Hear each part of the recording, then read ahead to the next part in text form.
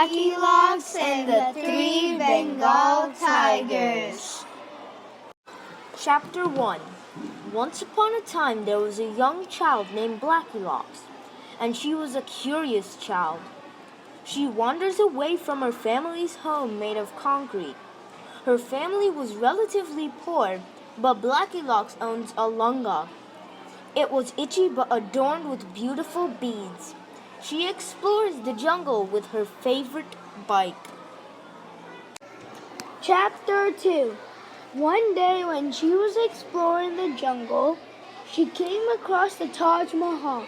She was amazed at her discovery because the Taj Mahal was an iconic structure. Curiosity got the best of her, and she pushed open the bejeweled marble doors open. She entered the Taj Mahal and her mouth fell open. It was the most amazing sight she ever saw. Just then, she saw a small wooden door, and since she was curious, she opened the door. Chapter 3. She was amazed at the sight she saw when she entered the door. It was a spectacular room. It was clean and sparkled like a gem. Then she saw a wooden table with 3 banana leaves with curd, rice, paneer, and pachadi. She went to the first leaf and tried the food with her right hand. The curd was sour, the rice was hot, the paneer was not cooked good, and the pachadi was too spicy. She went to the second leaf. The only problem was the rice. It was cold. She went to the third leaf. Although she noticed that the third leaf was smaller than the rest, everything was perfect. Chapter 4.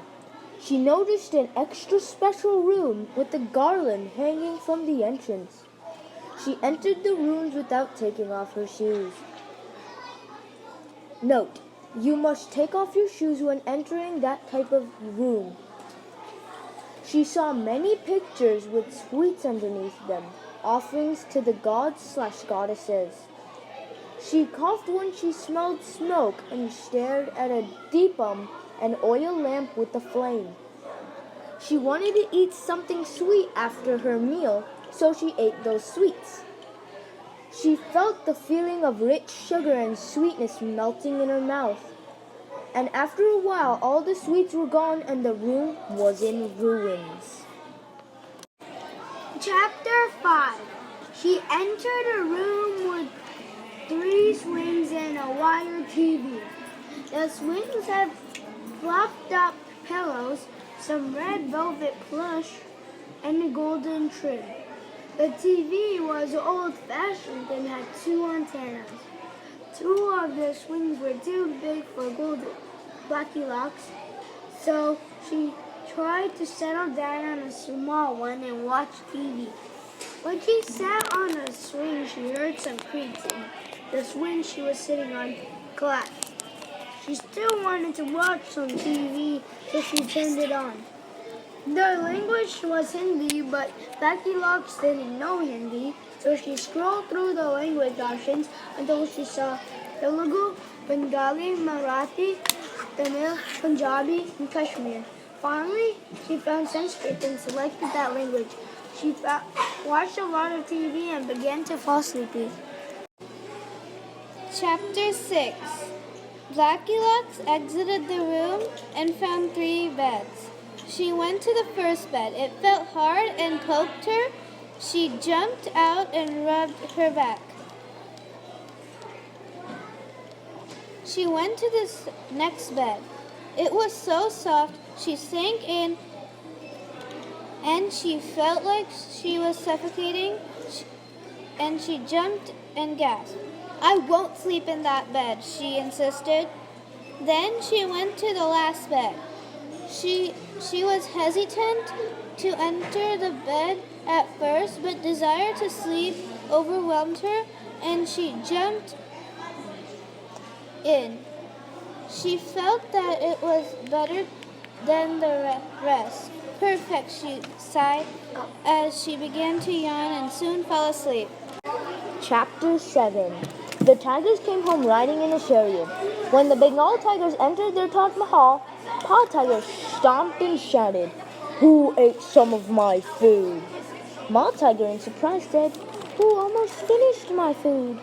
My food is gone, whined little tiger. Ma tiger got suspicious and went to the prelude. Oh dear, the sweets are gone and the floor is a mess, she exclaimed. Then the tigers went to their swing room. Who messed up our swings? Pa and Ma tiger said at the same time. Little tiger whined. My swing broke. Lastly, they went upstairs to take a nap. My bed is a mess, Pa and Ma tiger said together. Someone is in my bed! A girl! Yelled little tiger. Hurrah! Screamed Blackilocks when the tigers woke her up and she jumped out the window. Chapter 8. She ditched her bike and ran as hard as she legs could run. She glanced behind her and the tigers were in hot pursuit and closing in. Her hunger made it harder for her to run through the dense jungles. She could hear the leaves crunching behind her, so she knew the tigers were at her tail. She weaved through the opening through the trees and jumped over fallen logs, but the tigers were made to live in this terrain, so she knew sooner or later the tigers would catch her.